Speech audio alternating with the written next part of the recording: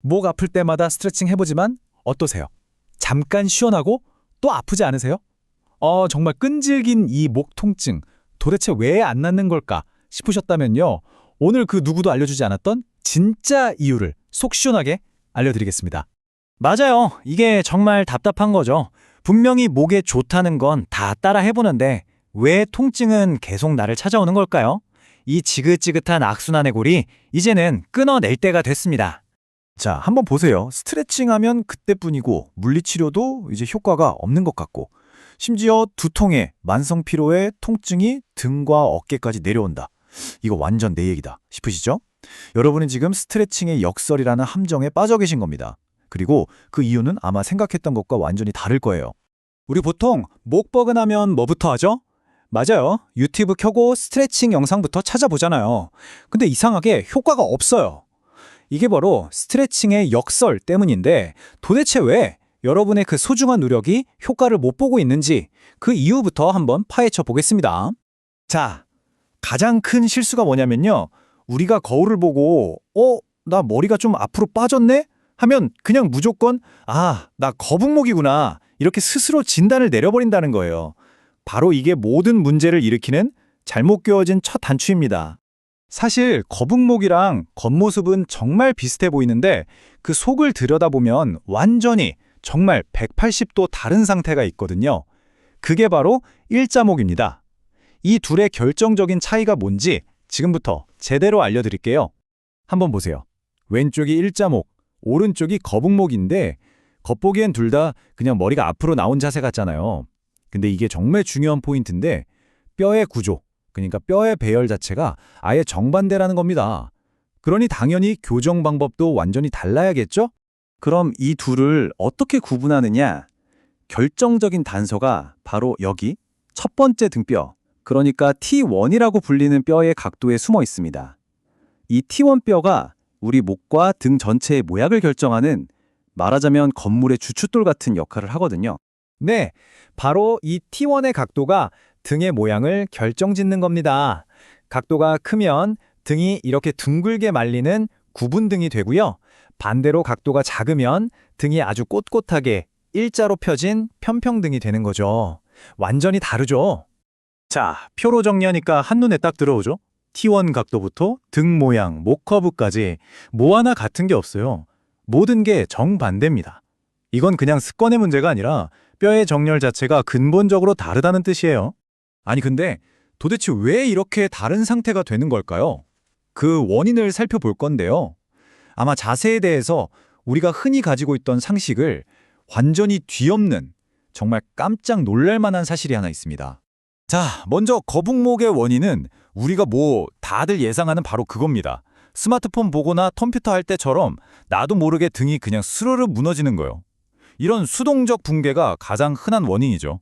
그런데 여기서부터가 진짜 반전입니다. 일자목의 주된 원인 중 하나가 놀라지 마세요. 바로 너무 바른 자세를 하려는 강박 때문이라는 겁니다. 가슴을 너무 쫙 펴고 턱을 당기는 자세 있잖아요. 그래서 군인목 증후군이라는 별명까지 붙었어요. 정말 의외죠? 혹은 또 다른 이유도 있는데요.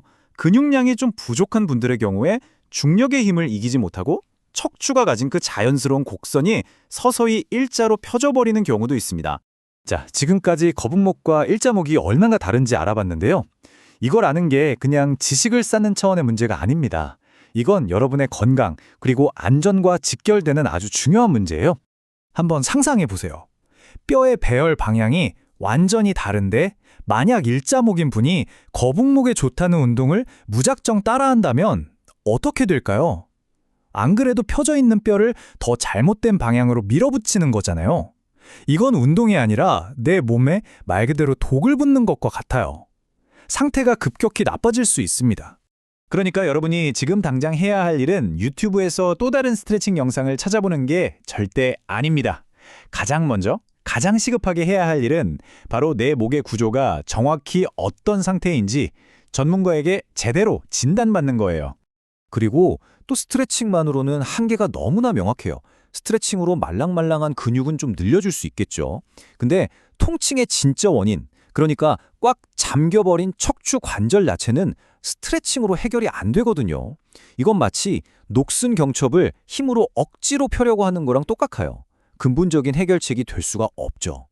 아, 그럼 도대체 어떻게 해야 이 고통에서 벗어날 수 있을까요? 자, 이제부터는 좀 더 시야를 넓혀서요. 아주 전략적인 치료의 길을 차근차근 따라가 보겠습니다. 제일 먼저 우리가 기억해야 할 게 있어요. 목 통증은 절대로 목 하나만의 문제가 아니라는 겁니다. 우리 몸은 머리부터 발끝까지 다 연결되어 있잖아요. 그래서 목의 문제는 거의 대부분 등과 골반의 불균형을 함께 가지고 있습니다. 그래서 효과적인 치료에는 반드시 지켜야 할 순서가 있습니다. 무작정 교정부터 하는 게 아니에요. 먼저 급한 불, 바로 염증부터 끄고요. 그 다음에야 근본 원인인 구조를 바로잡는 겁니다. 이 순서가 정말 중요해요. 1단계는 염증 제거입니다. 생각해보세요. 집에 불이 활활 타오르고 있는데 거기다 대고 인테리어 공사를 할 수는 없잖아요.